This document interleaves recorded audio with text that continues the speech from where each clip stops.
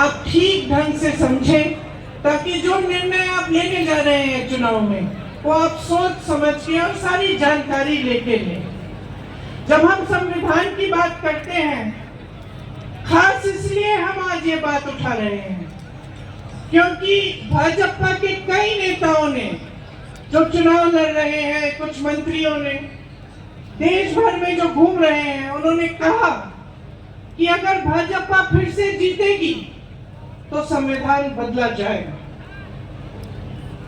तो आज सबसे पहली बात मैं संविधान के बारे में करना चाहती हूँ, क्योंकि ये संविधान क्या है और किस तरह से आपके जीवन पर इसका प्रभाव पड़ता है, ये समझना जरूरी है। संविधान से आपको अधिकार मिलते हैं। सबसे बड़ा अधिकार ये है कि आप वोट डाल सकते हो। ये आपको अधिकार दिया गया है, देश के किसान को, देश के गरीब को, देश के मजदूर को और देश के प्रधानमंत्री को भी, देश के मंत्रियों को भी, देश के बड़े बड़े शख्सों को भी यही एक अधिकार मिला है। मतलब सबका एक समान अधिकार है। जितना आपकी वोट में शक्ति है, उतनी शक्ति उनके वोट में है। उनकी वोट में आपसे ज्यादा शक्ति नहीं है। देश में जितने भी देशवासी हैं, उनका एक समान अधिकार ये वोट है। ये वोट संविधान ने दिया है आपको। आरक्षण भी संविधान ने दिए हैं आपको। तो जो आरक्षण का अधिकार है कि किसी समुदाय को या किसी जाति को अगर लगता है कि ठीक ढंग से मौके नहीं मिल रहे हैं, काफी सालों से उनके साथ अत्याचार हुआ है या शोषण हुआ है, तो संविधान कहता है कि आपको कुछ अधिकार मिलने चाहिए और आपको आरक्षण मिलना चाहिए। मतलब रोजगार मिलता है तो आपके लिए कुछ रोजगार आरक्षित हो, ये भी संविधान आपको देता है। तो ये दो बहुत बड़ी चीजें हैं जो आपको संविधान द्वारा मिलती हैं।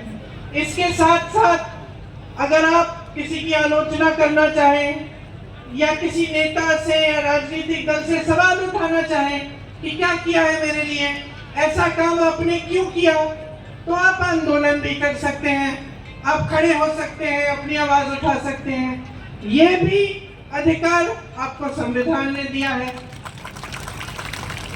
अब जब ये लोग कहते हैं कि संविधान को बदलना चाहते हैं, तो इनका क्या मतलब है? इनका मतलब ये है कि जितने भी अधिकार आपको दिए गए हैं, वो अधिकार कम करेंगे, उनको कमजोर किया जाएगा।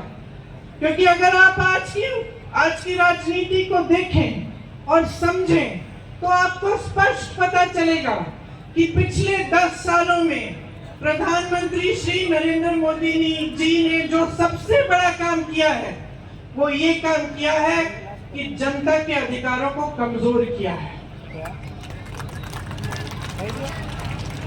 एक जमाने में, मैं हमेशा ये कहानी बताती हूँ, एक जमाने में बड़े बड़े प्रधानमंत्री होते थे, वो आपके गांव आते थे, वो आपके घरों में आते थे, और जब आपके घरों और आपके गांव में आते थे तो आप अपना हक मांगते थे। मैंने खुद अपने पिताजी, अपनी दादी जी के साथ देखा है।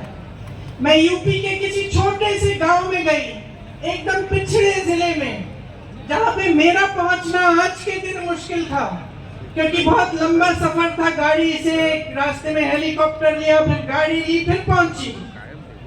और जब मैं एक गांव में गई तो एक छोटी सी बुढ़िया ने मुझे बताया, छोटी इसलिए क्योंकि इतनी बुढ़िया थी कि वो ऐसी झुकी हुई थी। उन्होंने मुझे बताया कि जब आपकी दादी जी आई थी तो जो खीर मैं आपको खिला रही हूँ, ऐसी ही खीर बना के मैंने उनको खिलाया। मैं अपने पिताजी के साथ गांव जाती थी, उनके पीछे पीछे, तो अपने ही संसदीय क्षेत्र में जब वो किसी के घर में चले जाते, तो अगर कोई सुविधा नहीं मिली होती, या पानी नहीं आ रहा है, या उस जमाने में वो इंडिया मार्क 1 लगता था, वो नल नहीं लगा है, या सड़क नहीं बनी है, तो डांट खाते थे। जनता डांटती थी कि आप प्रधानमंत्री हैं, हमारा नल नहीं लगाया आपने। और लोग कहते थे उनसे कि देखिए वोट हम आपको तब देंगे जब आप सड़क बनाएंगे, जब आप पानी लाएंगे। प्यार तो हम आपको बहुत करते हैं, आओ खाओ चाय पियो, लेकिन वोट तब मिलेगा जब आप हमारा काम करेंगे। ये राजनीति थी एक जमाने की, और इस राजनीति का आधार किसने डाला? गुजरात के सबसे महान बेटे ने डाला, महात्मा गांधी जी ने। महात्मा गांधी जी ने सारे नेताओं से अपनी संपत्ति छुड़वाई, सबको जमीन पे लाए, सबको घरों में ले गए, गरीबों के की समस्याओं को सुनो, और जो जनता है देश की वो सर्वोपरि है। ये बात गांधी जी ने सिखाई। और गांधी जी ने कहां से सीखी ये बात? खुद भगवत गीता से, हिंदू धर्म से। जो महान गुरु होते थे हमारे, उनसे पहले वो सारे आपके बीच आते थे, पैदल चलते थे, सुनते थे कि समस्याएं क्या है, कि मेरी बहनें बैठी हैं, कैसे चला रही हो अपना जीवन, महंगाई हो रही है, कुछ खरीद पा रही हो, कमाई कैसे आ रही है, घर पे जाती हो, क्या मुश्किल है जब घर पहुंचती हो काम करने के बाद खेती में। किसानों से पूछते थे, समझते थे, मजदूरों की समस्याएं समझते थे, और उसी आधार पे अपनी नीतियां बनाते थे। तो अगर कोई नीति बनती थी देश में तो उसे इस आधार पे बनती, जैसे अगर मजदूरों के लिए कोई नीति बनती तो मजदूरों से बातचीत करके बनती, किसानों के लिए कोई नीति बनती तो किसानों की समस्याओं को समझ के, उनकी मुश्किलों को देख के बनती।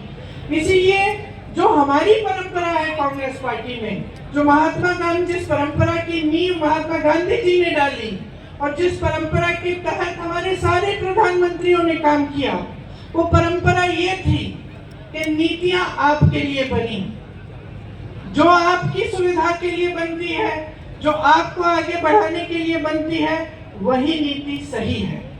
लेकिन बहनों और भाइयों,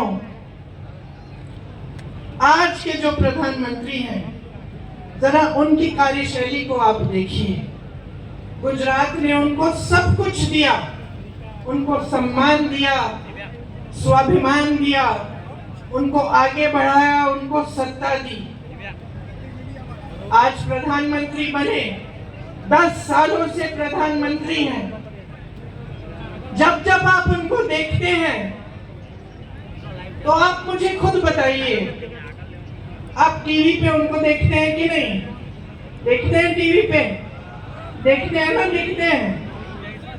कहाँ दिखते हैं आपको? बड़े मंचों पे दिखते हैं, बड़े बड़े प्रधानमंत्रियों के साथ दिखते हैं, दूसरे देशों के राष्ट्रपतियों के साथ दिखते हैं ना? बड़े बड़े खरबपतियों के साथ दिखते हैं, सेठों के साथ दिखते हैं। कभी आपने उनको किसी किसान के घर जाते हुए देखा है? कभी आपने उनको किसी गरीब के घर में जाते हुए देखा है? मैंने यूपी में काम किया पिछले 5 सालों से। वहां पे उनका संसदीय क्षेत्र है। उनके संसदीय क्षेत्र वाराणसी में भी प्रधानमंत्री जी किसी एक गरीब के घर नहीं गए। कभी नहीं पूछा है इन 10 सालों में कि भाई तुम कैसे हो।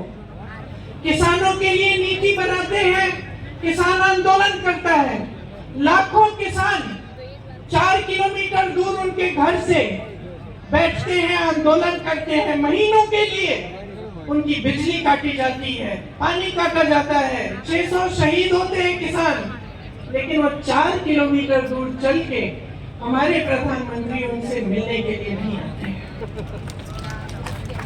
जब उनको पता चलता है कि चुनाव आ रहा है और ये किसान आंदोलन कर रहे हैं, हमें वोट नहीं मिलेगा, तब चुनाव के 2 महीने पहले वो कानून बदल लेते हैं।